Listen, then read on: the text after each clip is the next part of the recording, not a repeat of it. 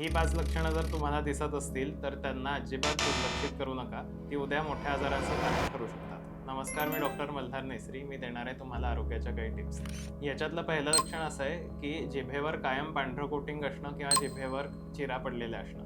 हे दीर्घकालीन पचन खराब असण्याचं लक्षण आहे आणि ह्याच्यातनंच मग पचनाचे विविध विकार किंवा लिव्हरचे विविध विकार उद्भवतात.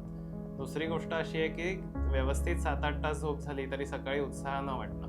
हे शरीरात क्रॉनिक सूज म्हणजेच इन्फ्लमेशन असल्याचं लक्षण असतं आणि ह्याचा पचनाशी संबंध असतो. त्यामुळे असं जर तुम्हाला वाटत असेल तर वेळेवर तपासण्या करून आपल्या डॉक्टरला भेटा. तिसरी जी गोष्ट आहे ती म्हणजे व्यवस्थित पोट साफ न होणं किंवा पोट कधीतरी खूप जास्त साफ होऊन जुलाब होणं आणि इतर वेळेस कॉन्स्टिपेशन असणं. असं जर चेंज होत असेल तरी हे दीर्घकालीन पचनाच्या विकारात येतं आणि त्यांनी विविध आजार निर्माण होण्याची शक्यता असते.